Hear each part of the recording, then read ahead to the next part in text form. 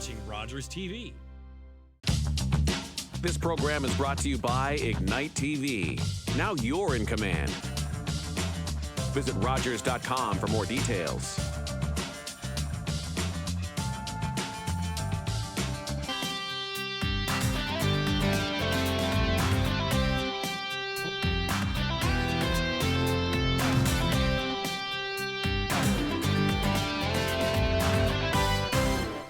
Hi everybody, and welcome to Have a Chat. Thank you for tuning in with us this afternoon.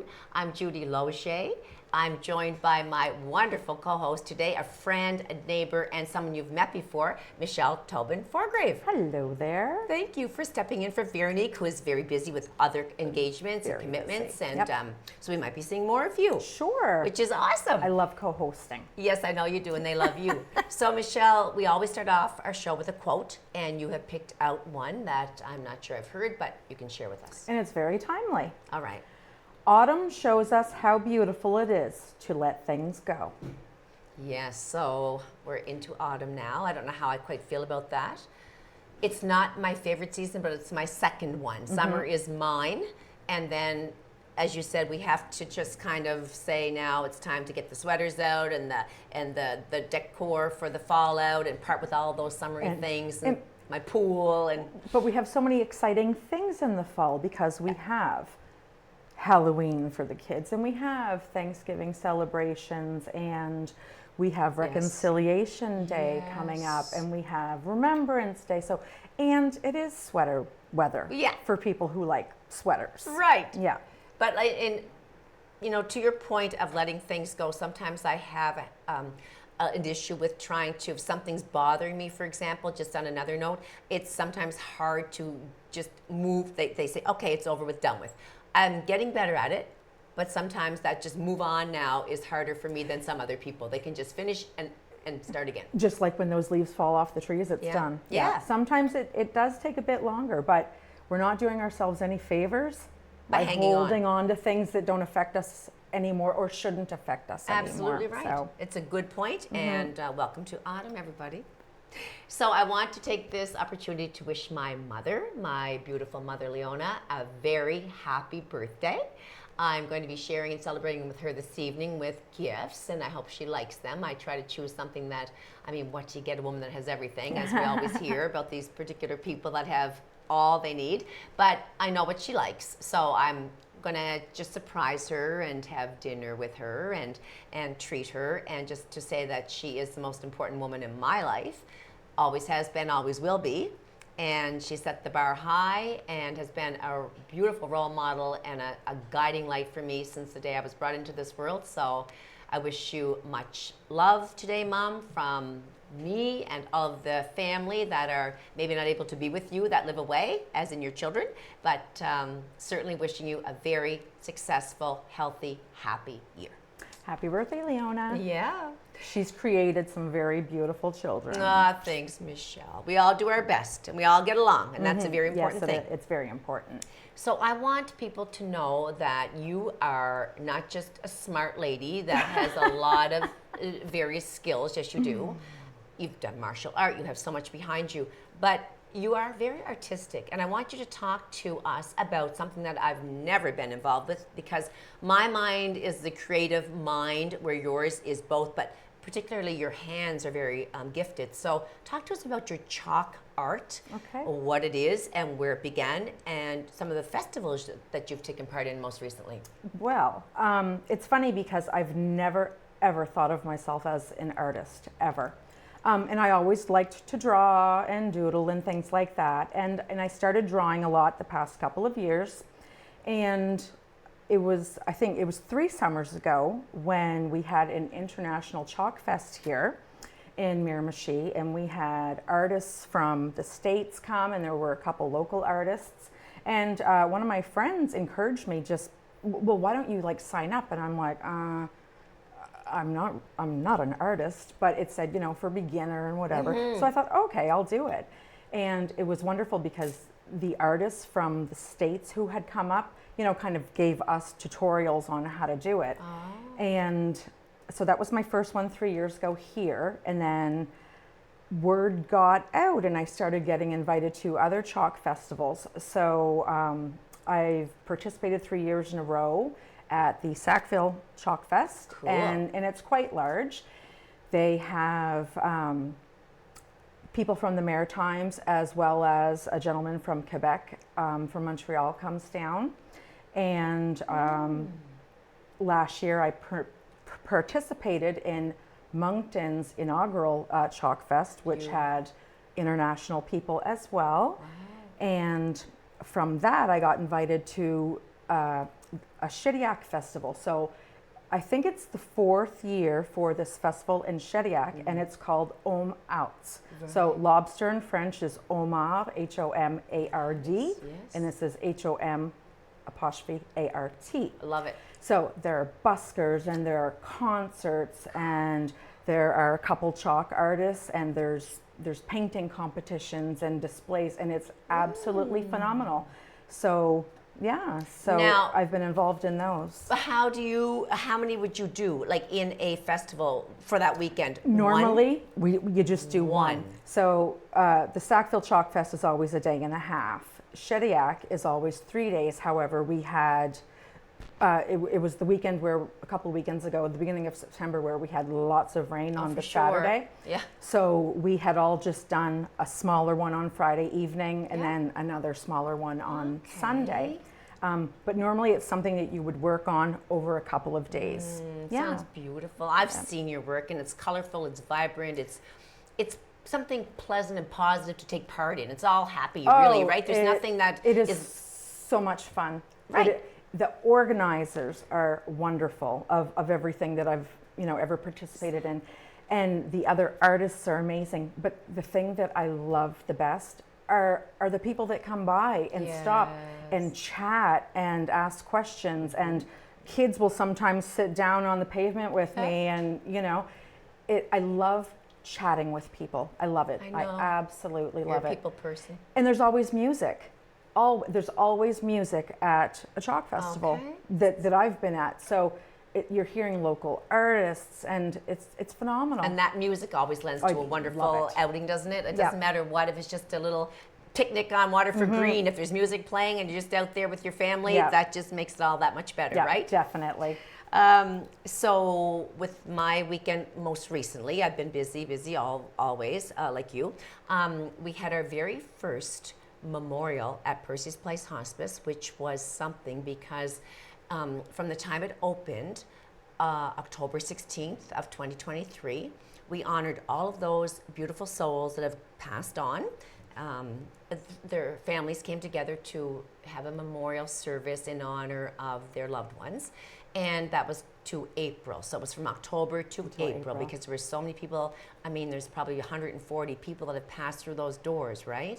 And so it was very touching. And the messages we received later were, our family did not want any type of a visitation or funeral celebration. So this was a way for us to honor them, celebrate them. What a wonderful way to do that. Yes, And I saw the yes. pictures, and beautiful, beautiful. Touching. So I would say that I guided them through the program. I wouldn't say a memorial, it's an MC role, but you have to have somebody say, Yes. now we have to sing, now we have to speak, there was no big agenda, but the thing was it flowed beautifully, and we had a lady singing the Rose, and as she sang the Rose, a member from the particular family that was there, one member stood up and received the rose from our staff that passed them out that were able to be there that night. And of course, some couldn't be because they were either on duty or off because they'd just done a shift or whatever. But our volunteer team were there too. And Kelly Dare Gooden is a spectacular person and volunteer. She made the most incredible cake, not one, but two. Beautiful, with all of the butterflies on it, which is now your Symbol. But But they were edible butterflies.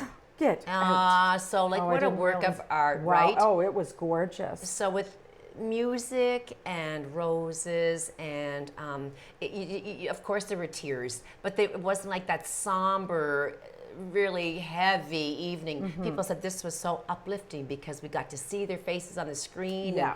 and everybody was trying to be so positive around the celebration of life and not so much focused on the hard, heavy part of it, which is obviously huge. Yes. And this is, that little bit of light in still a very dark time for all of those people. And your great room with the chairs. Yes. Beautiful. Mark Mullen donated those beautiful chairs. So big shout out to Mark Mullen and her family, because that's something that going forward, no matter what event you have, they are just newly painted. They were all covered. It was very classy. Yeah. And so it was just a lovely, lovely evening in the way of honoring those who have gone before us. Wonderful. So it went very, very well. Is this something that you plan on doing every year? Yes, or twice. Because Twice a year. that took the memorial, as I said, were the patients that have been there that have gone from October to April. Now Right. there'll be another one in April. Right.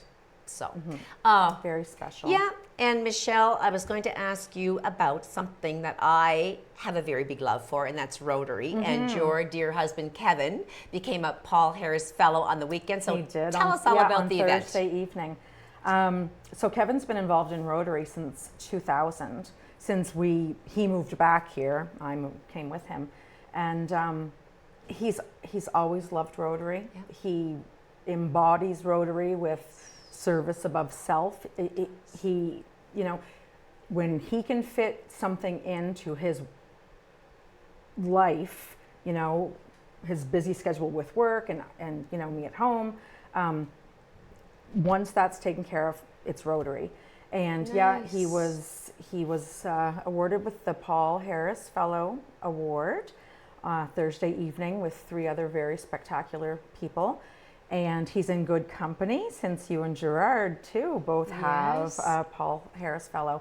And there are many Miramichiers who so deservedly have been recognized over the years. Absolutely. I remember the year that I received mine, I was emceeing the Rotary event, the Paul Harris Fellow evening. And so my husband was receiving his, and I was so excited and proud that he was, because he's done so much and continues to. And then I was emceeing. Little did I know that they were going to surprise me and have somebody come up to the microphone and bestow one on me as well. I was like, this took a whole new turn. It was like, what? So it was very special that the both of us that evening, Amazing, yeah. And I think it's all about, like, as you said, the motto for Rotary International, and we try to embody that as Kevin does, is service above self. And I really, really try. There are things we have to focus on ourselves and our needs that have to be met, but I and Gerard, I can honestly say, do make a special effort, as do you and your husband and many others, putting others first. And sometimes we suffer because of it, because we don't get our self-love, we don't get our time out, we don't get our, getaway space. But you're spreading yourself a little thin sometimes. Yes, but people can talk all they want. And when they say to me, you need time for yourself, it's easier said than done. You need to do yoga, you need to do... Sometimes it's like, how do I find that time? Hard to fit it in. And I know it's crucial, and I know it's something that unless you want to burn the candles at both ends and literally burn out, that it's going to happen, that you can't pour from an empty cup. Is that what they say? Yes, that's However, true. when they say, take time for you, sometimes it's how, when, Yeah. right? So I just get up with my dog, I toss the ball, I go for a walk, I put on music for a little bit of time, or read something a little bit, just to get that time away for me. And too, though, you're someone who thrives on doing and giving, And when I was still able to work and I had more energy, I used to volunteer so much, and that's definitely, taken a back seat to my own health. But Yes. I love that giving and that doing for others. So was Kevin, he's a very humble guy. Did he have to give a speech? Because Kevin's not one for the limelight. He loves to do, but he doesn't, he's a man of few words. It was so very funny, because we were driving up to the Miramichi Golf and Country Club, and it was so beautiful. Love so it there. beautiful. And I looked at him and I said, are you nervous? Thinking he'd say no.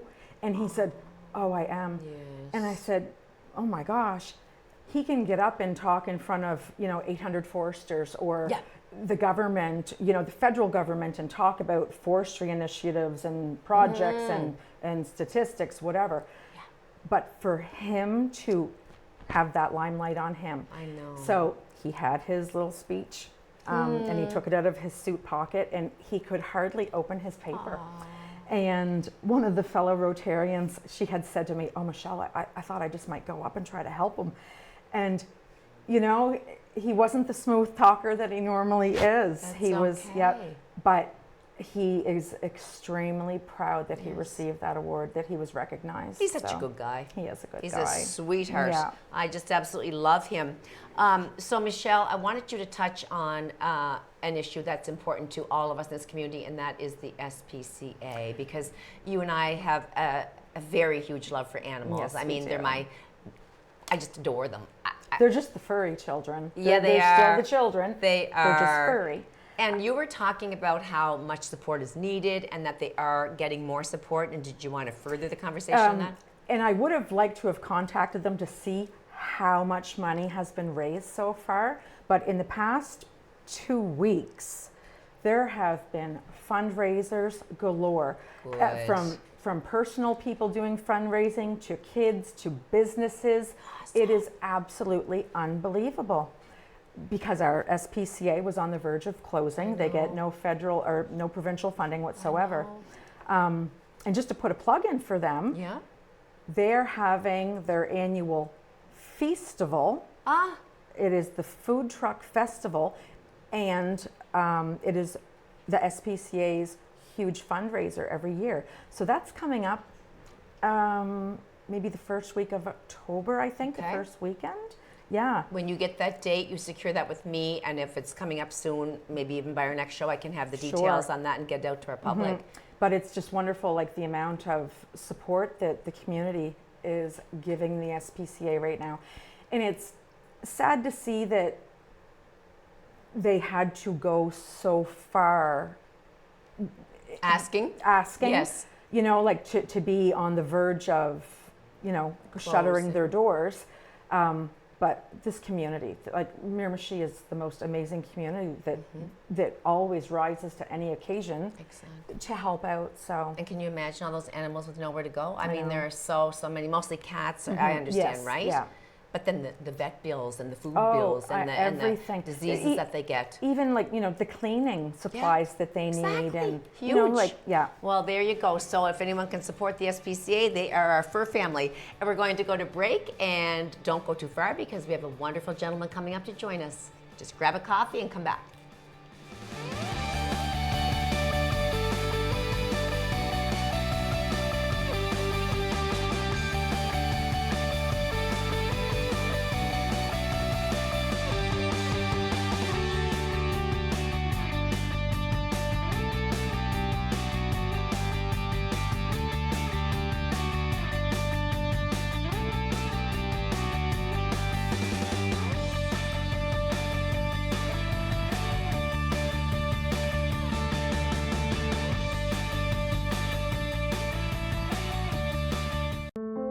Are you low on food?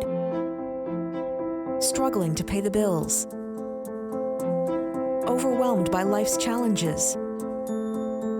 When you need support but don't know where to turn, just dial 211. 211 connects you to the programs or services near you. 211, how can I help you? 211, help starts here.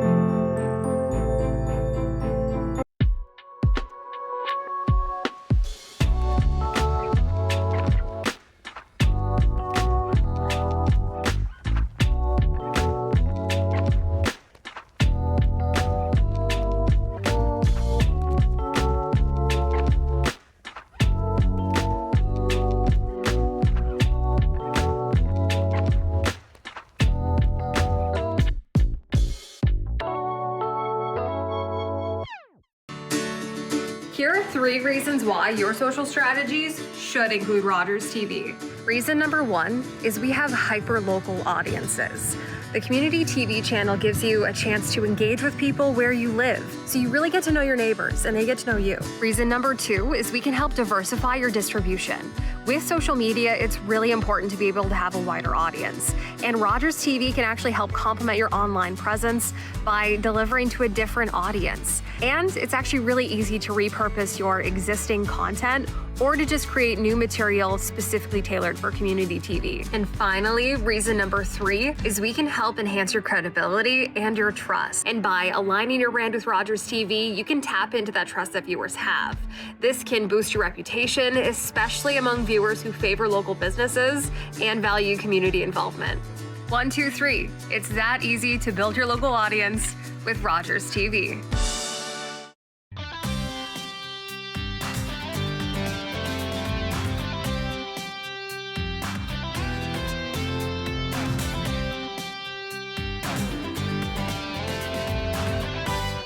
Hi, thank you for coming back for another segment of Have a Chat. I'm your host for today's show, Judy Loche. I'm joined by my fill-in co-host, who is always amazing, and that is Michelle Tobin-Forgrave. Thank you. Thank you again for coming, filling in on a Monday. It's not always fun and games, but here we are, folks. And we have with us a guest that probably some of you are very familiar with. He's been a face on the river for a long time, a voice on the radio for a long time, and a community support and friend to many, and that is Darcey McLaughlin.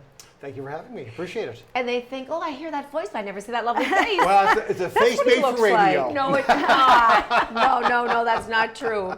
He's with Rewind 95.9, and he's here to talk about food for friends. And we absolutely love that, don't we, Michelle? Because everybody is knowing that in these times, and with people struggling everywhere, that food is such an essential thing to have in one's life, obviously, and that with inflation and the cost, that it's even more important to talk about this. So, Darcey, to start off with, we have lots to say, but first of all, for those who may not know you, tell us a few things about you personally. Well, obviously, I'm on Mornings with Darcey each weekday morning from 6 until 10. I get to plug in now. And I'm also behind the scenes the assistant program director for the station. So we have a provincial program director, but on the ground day to day, I look after the sort of programming stuff behind the scenes. So, and originally from Blackville, so I'm a lifelong Miramichi, and I'm very happy to get up every morning and keep people company. And you have a lovely wife and dog. Yes, indeed. Yes, the wife, Vanessa. I'll give her a shout out. Hi, Vanessa. And of course, our dogs are at home enjoying the good life. They don't have to work. They That's just, right. They get comfort and fed no matter what. Freeloaders. Yes, freeloaders. That's so Absolutely. true. And Michelle and I can't wait to talk more about all of this, but I first want to say, what is your role in Food for Friends? So I'm obviously one of the organizers of it, along with our sales manager, Tara Reset. And so we're the ones behind the scenes, I guess, facilitating it, giving it a voice to it, and hosting it for the day, and making sure that we get as many people out as possible to raise as many donations as we can for the food bank. Right. Wonderful. Yeah. And what inspired the radio station to take to create this Food for Friends? So when we first launched the station, we were brand new to the community. We sat down in the boardroom and we were looking for something that we could get involved with on a community level and what groups might be in need. And at the time, we felt there wasn't a lot of big events that are happening for the food bank. We felt it might be a good cause to take on, so that's why we decided to do it. And of course, like everything, we were kind of like, is this going to work? And you know, Miramichiers, they came through in a big way, and it has just taken on a life of its own. So it was a good decision and a great organization to support as well. So how long has this been? Like, when did you start it up, the Food for Friends for the Miramichi Food Bank? So we launched in 2013. We did it that year, so this will be our 11th year doing it. So yeah, within a couple months of launching, we sat down and planned on it and did it that fall. So we try to do it ahead of Thanksgiving. We feel like that's a good time of year. You're getting into colder weather and expense goes up, and you're getting into Christmas season. It's a good time to help out the food bank. So yeah, since we launched.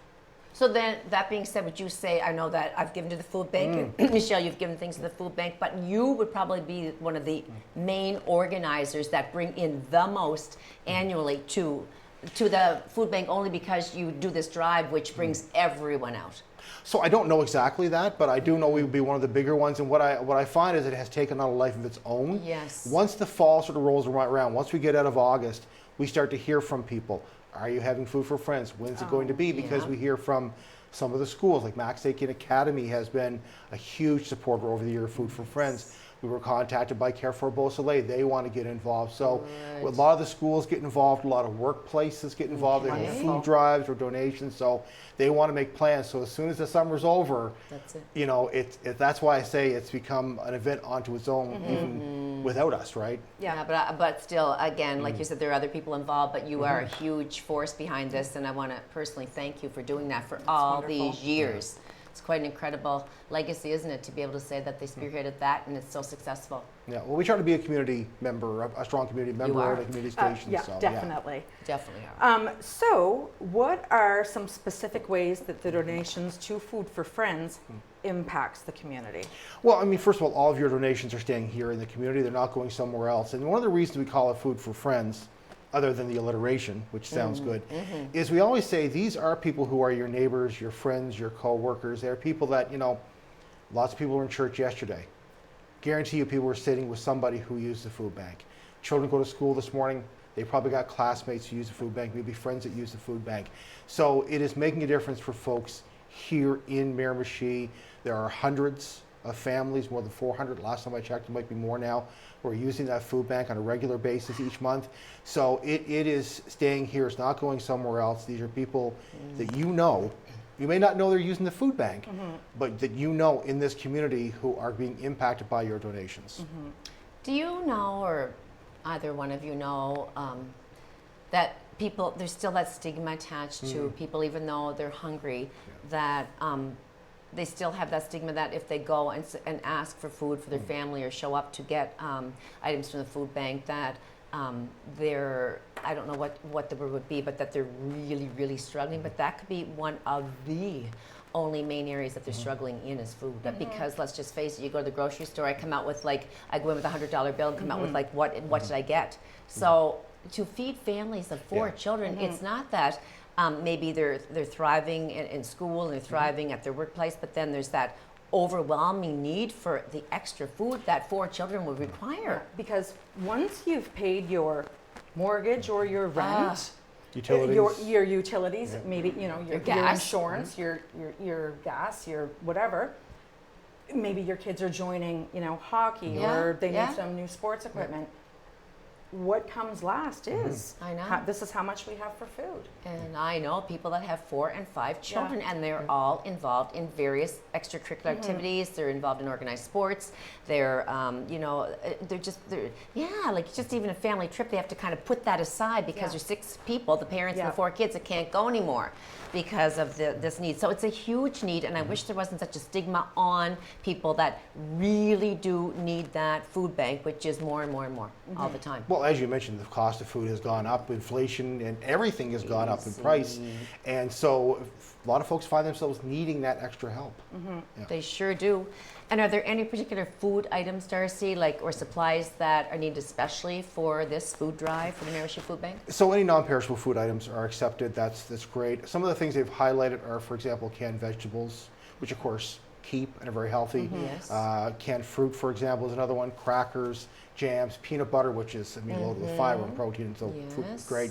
One of the things too they're highlighting is the need for menstrual hygiene products. Absolutely. Which women can get from people who menstruate can get from the food bank when they go. And as we know, they're expensive. I'm maybe not the best person to speak on it, but I know they're expensive. And if you're someone who is struggling and you're low income, that's an extra expense. And we know period poverty is a thing, that a lot of women use products longer than they should for their own health, use substitutes. So the food bank has been highlighting that the menstrual hygiene products are something that they would like to get in donations. Oh, that's wonderful. Well, what about babies and children and diapers and pablum and things like diapers, that? formula, anything like that is certainly accepted, and they can be put to good use as well. Baby food, of course, which is shelf stable. Baby cereals, that kind of thing. Cereals, another one that's baby food jars. Baby food jars, those sorts of things. Yeah. So anything really non-perishable that provides a lot of nutrition, it will be accepted, and obviously cash as well. Yes. A lot of folks, because with the food bank, a lot of times they have deals with grocery stores, so they can get a break on some of what they're buying.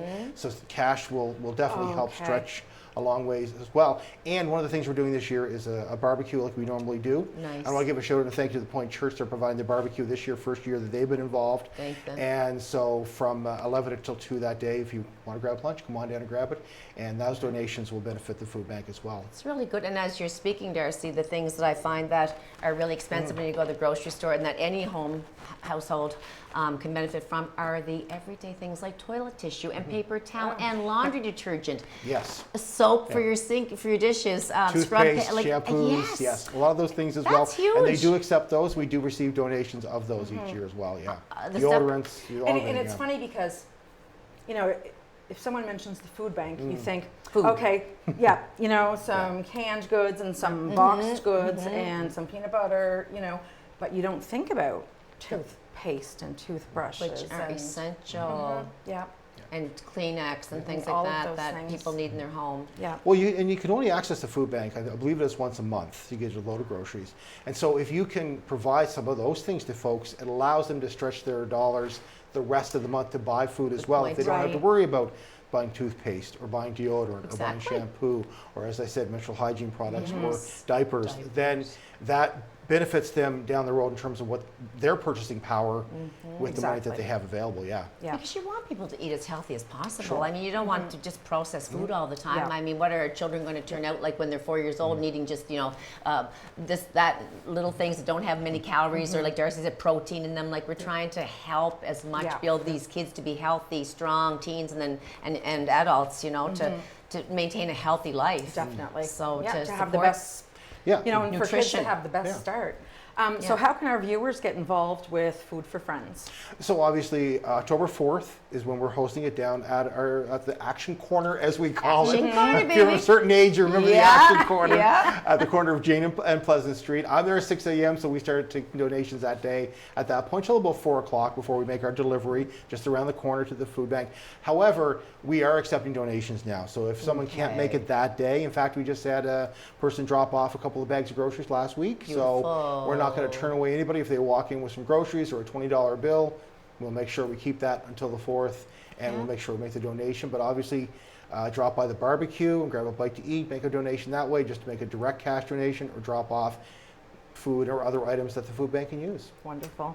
And so how can viewers get involved? Like all these people listening today, like you said, you do want them to drop money off, but can they help out in any way as far as like putting things on your truck or like the labor part of it, because you get so much there? Yeah, we generally have some help. The Timberwolves in the last number of years have helped us out because they've got nice, young, strong backs. Yeah. They tend to help us out for the delivery Yes. at the end of the day. So that's a good way to do it. And one thing I would say, as far as getting involved, is one thing we encourage is, you know, food drives out of workspace. You know, so maybe a government department, you work in a government department, and you know, challenging others as Good well. That's idea. always a fun way to do it. Other departments, or if you were a car dealership, challenge other car dealerships, Love it. unions, that kind of thing. So a lot of School. that stuff you can get together now and collect those donations and get them ready for the 4th. Exactly. Wonderful. Can you tell us about a memorable moment or a success story that has really touched your heart?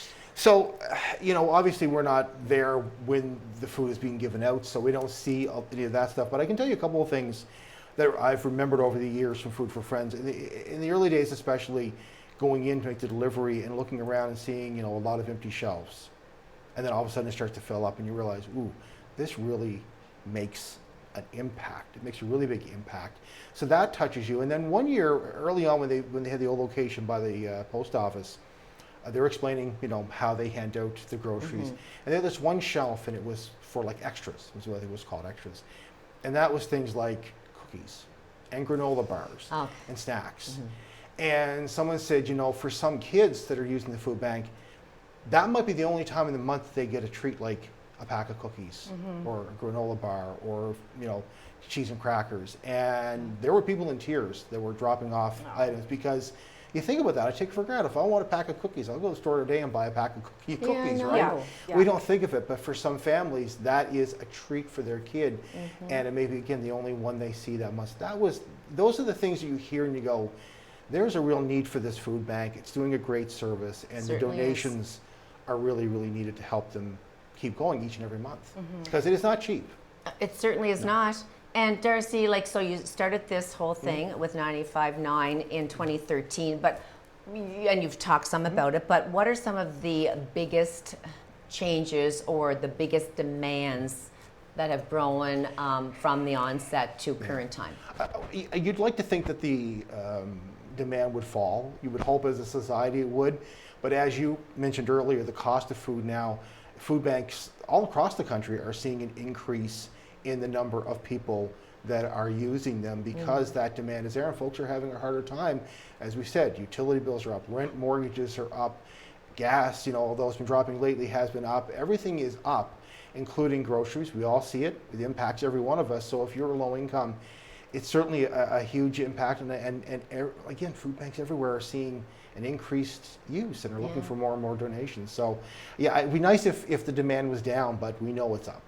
And there's so much more to life. Like food's it's it's essential.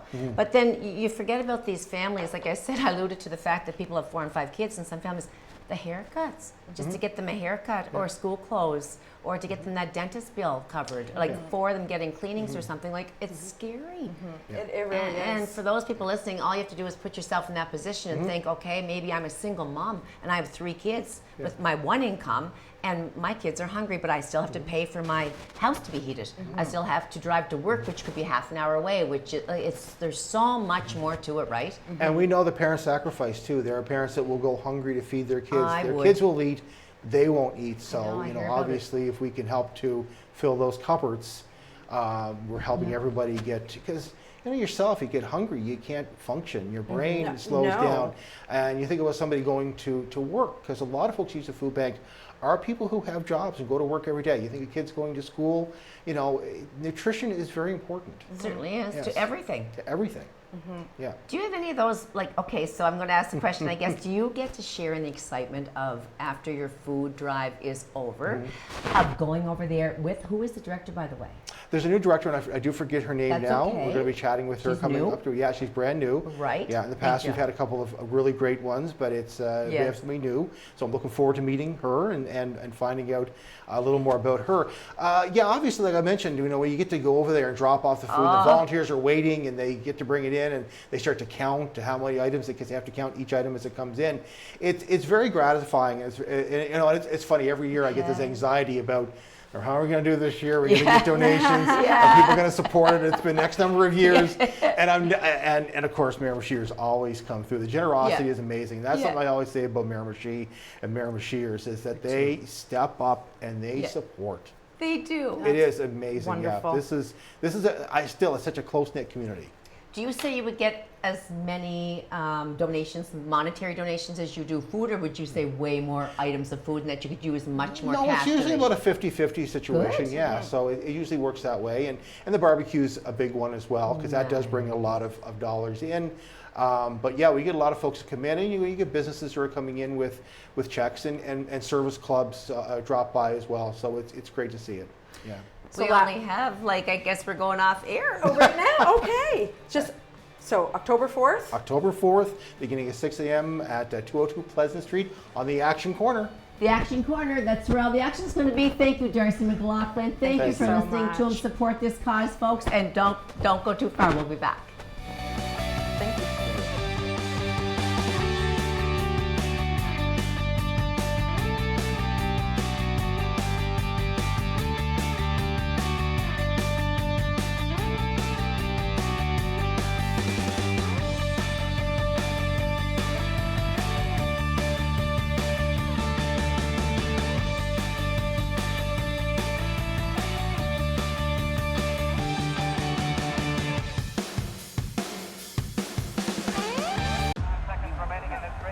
Sports is life. It's clear cut.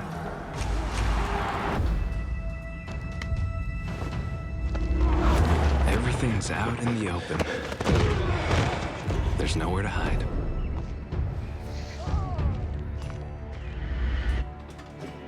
I had to prove myself more than anyone else. You must be so proud of your son. He's gonna go pro. The sky's the limit.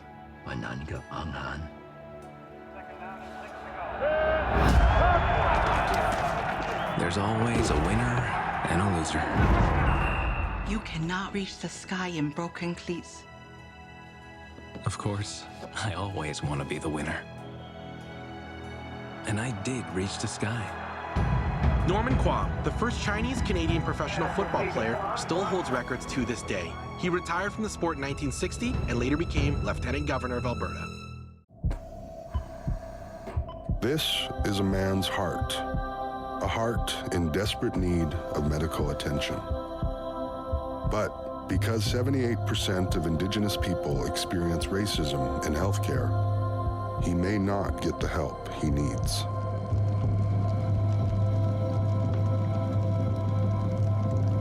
Become an ally. Rise above racism in healthcare.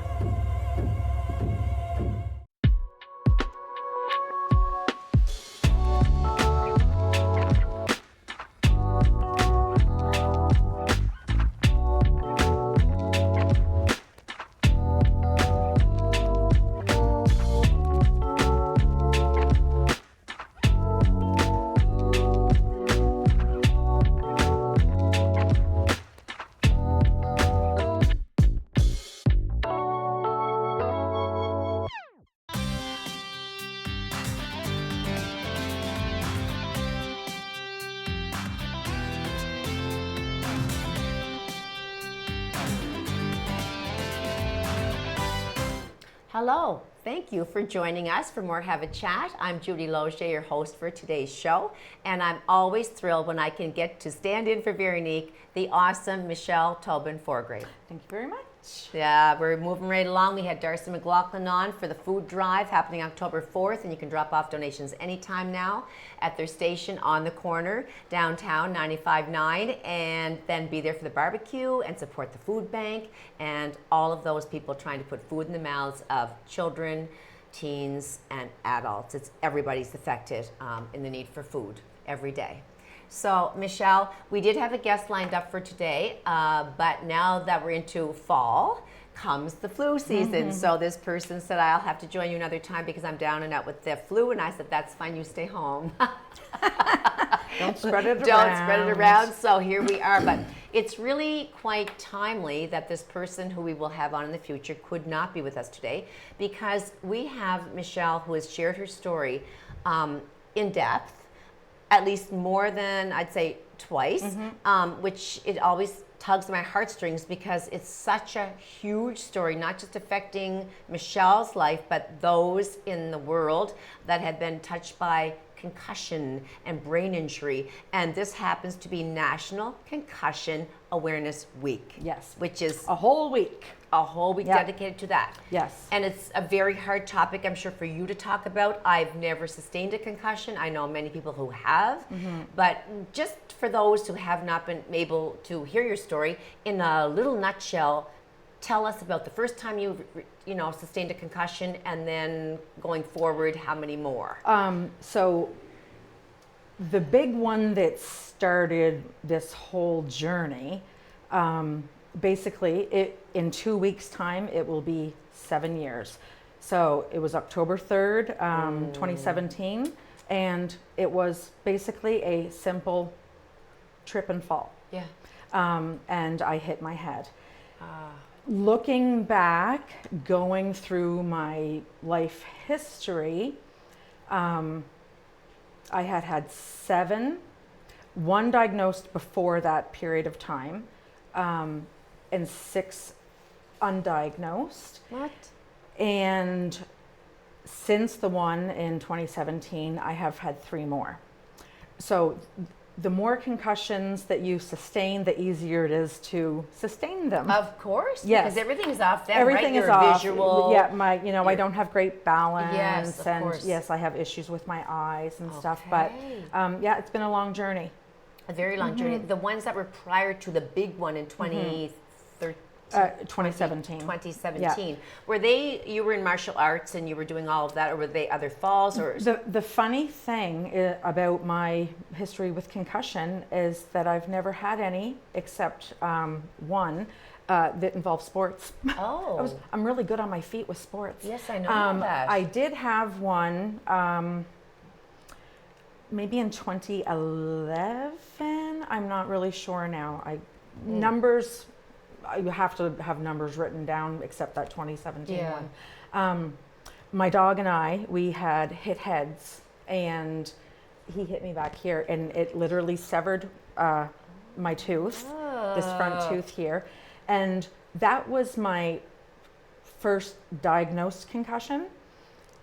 And it was neat and tidy. I was all better within 3 weeks.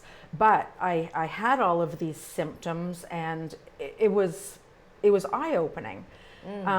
But looking back at my history with concussion, and not knowing at the time, because lots of times we can go back and go, oh yeah, I flipped off my bike and rolled down a hill.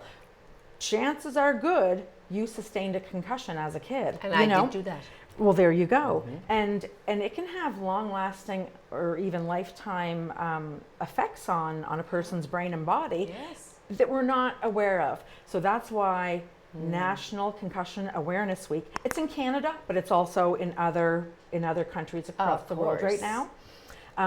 That's why it's so important, because people need to recognize signs and symptoms of a concussion. Education's so important. Oh, education is so important. They hear the word, they don't even know. So the details about what's involved when you sustain that concussion. Exactly. How common are they, Michelle, just generally speaking, let's just say in Canada or one country? Concussions are extremely common. Now, in a year, these are diagnosed concussions where people have went to, the ER or their family doctor. There are about 200,000 a year in Canada. Whoa. That's diagnosed. Oh. So there are people who hit their head or hit their body, went home, had a headache, kind of dealt with some uneasiness for a couple of days maybe, or a couple of weeks, who didn't even maybe tie that into falling off their bike or their skateboard or falling, down a couple of stairs at work. So there are many more people sitting at home with undiagnosed concussion. Of course. I remember putting a load of laundry in my dryer one time, and the door I thought was a little bit to my left, and it was very bang on when I went to get up. It was just, there was the worst head bang. So how do I know I didn't at that point, have a concussion, which I just had a bad headache. But like you said, there are symptoms that go, away a little bit, but how long do they remain a problem if you get another one? Exactly. What about children? What do you know about children's concussions? Because they're falling at the playground, they're falling off their bikes, they're horse playing and banging bodies and heads. So what about children? Kids are pretty resilient, and their bodies react in a different way than an adult body does. They're much more, they're flexible, and they have more equilibrium. And however, of those 200,000 concussions a year, 46,000 are youth and children between the ages of 5 and 19 years old. 46,000 a year across Canada diagnosed. So those are the kids or the teens who are going home and saying, this is what happened, or going to their coach and saying, this is what happened. That's not the kid who was horse playing with his friend or brother, wrestling and, smashes his head, bouncing off the bed, and hits his head. So once again, all kinds of undiagnosed. So really, we don't have the stats for that. So. No, and for some reason, and probably stupidly so, I always seem to associate them for the most part with sports and body contact and hockey. My boys were in hockey, and if there wasn't one player getting a concussion on one team, it was another one the next month or the next year or the next. It was just steady. And football, and so the interconnection, right, of the body contact. You're so prone to that stuff. Definitely. And so the most common causes of concussion are motor vehicle accidents, and in adults, falls. And also sports-related concussion for everybody, for youth and for, the general public. And the definition of a concussion, because a lot of people aren't aware of this, it's not just hitting your head, which, yes, that is a very good cause, and it can be from the fall and you're hitting your head, or it could be in an accident and your head is hitting a window or your steering wheel, but also whiplash. Yeah. Whiplash. MVAs. Yep. And it's also, now more and more studies are being done, and it's being looked at a whole lot more, intimate partner violence. Because women, not even women, just, a partner who is being, physically abused is not necessarily going to go to the hospital. So more and more intimate partner violence is being looked at as a cause of concussion and, everything that goes along with that. That's interesting. So it can literally be physically being hit in the head or hitting your head on something, but it can also be a jolt to the body. Such as falling on ice. So my daughter Sophie, 2 years ago, I think, she was getting out of her vehicle, and when she stepped on the ground, her feet went from under her. And so she called me and she told me, and then I said, first question I always ask to anybody, did you hit your head? No. Did you hit and jolt your body? And she said, well, I don't think so. I said, did you just fall flat on your bum, or did your head go back and and she said, oh no, Mom, I did go back. And I said, well, let's go to the doctor. And she said, no, I'm okay. And then a couple hours later, it was, Mom, I'm nauseous. And I'm like, oh no. Yeah, we're going. So that it's hitting a body, not your head, necessarily. So it can be checking in hockey. It can be tackling in football, tackling in rugby. It can be running really fast and falling down, and it jolts your body, because concussion is an injury to the brain when it goes back and forth in your skull.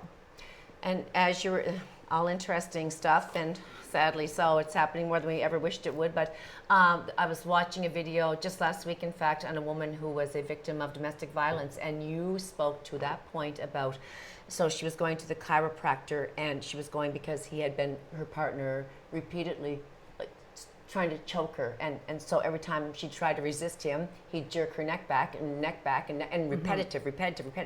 She's been going for years for this problem because she was enduring the abuse for so long that now it's a major issue, and she can't get it back without therapeutic measures, without a chiropractor or a physiotherapist. Exactly. She had both, trying to reset her neck. It's horrible. And you think about a boxer, that is a sport that, oh my gosh, you can see it happening. Well, when we look at Muhammad Ali, and his Parkinson's is attributed to brain injury from all of those punches. But when you think about one person striking another person in the head with an object or with a fist, that's going to cause a concussion. Bar fights, how many bar fights have there been? And like fights in schools and someone getting a punch to the head. Exactly. And once that head moves back, and then your brain has touched one part of your skull and moved forward or sideways to the other part of your skull. So, Michelle, as your friend, I've watched you go through this journey, and it's been one heck of a journey, let me tell you. And you're just one of those people that, you are a special person. The fact that someone complains about a headache and they go on and on and on and on about it. Yes, you've had your days, and you've had your crying sessions, and you've had your depression, and you've had all of that, but you still, for the most part, I suppose you have to kind of be out there and put on your happy face, like a lot of people wear the masks in public to, no matter what they're facing and behind the scene. You put out your best face even on your worst day. But are you recovered better than you thought you would be this many years after the worst of your concussions? Or would you say, what depends on, okay, how does your day look? If, for example, you don't know what, when you get out of bed, it might look like, or do you know that if you go out late the night before, you're going to suffer the next day? It used to be, and I call it my concussion hangover. Okay, that's kind of what I meant. With my chalk festivals, it used to be, I would get a concussion hangover when it was done, like the next day, and it is laying in bed, not being able to function.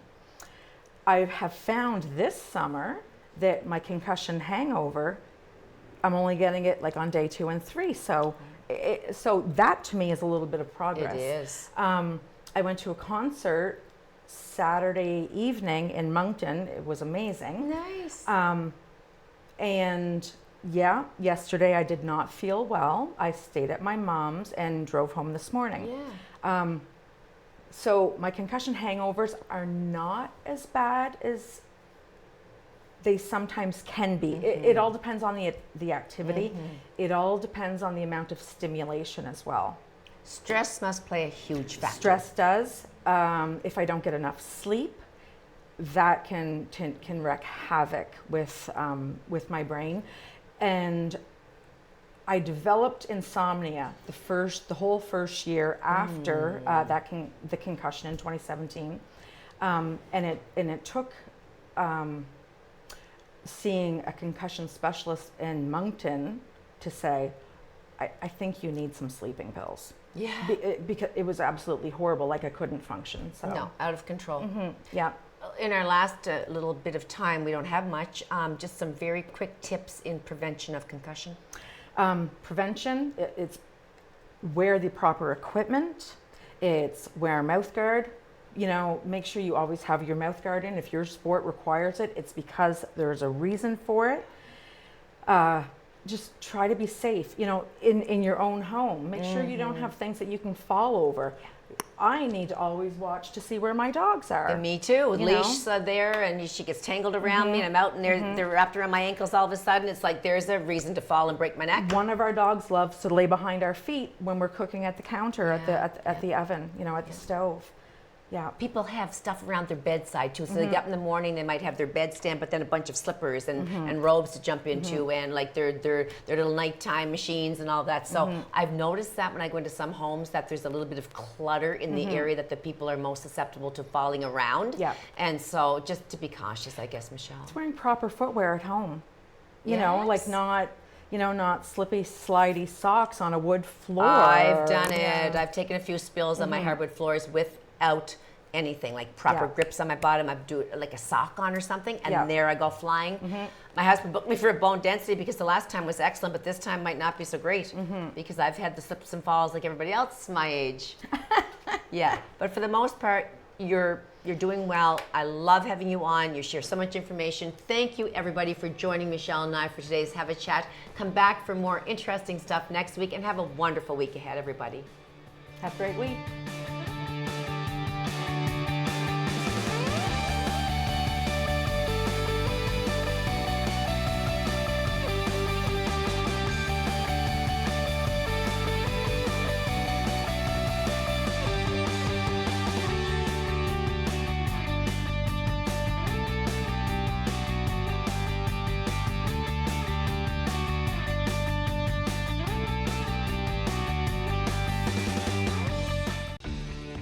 Connect with us by visiting our website or email us at comments@rogerstv.com.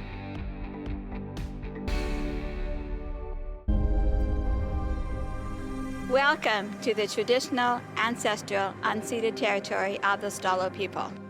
The Stalo are people of the river. I'm so thankful for the courage and resiliency of our ancestors who lived on this land since time immemorial.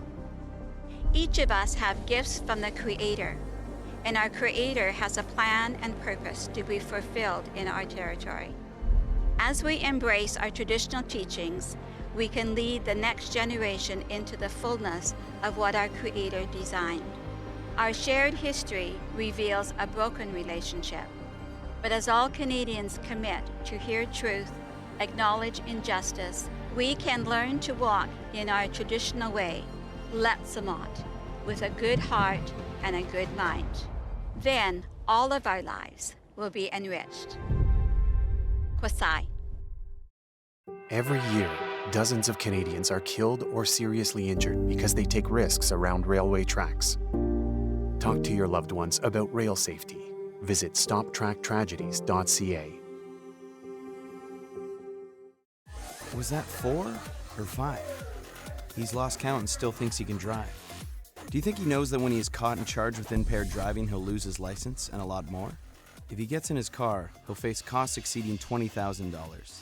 Does he realize he could have a criminal record for his choice to drive? And it could be much worse if he crashes. Wonder what he'll be thinking tomorrow.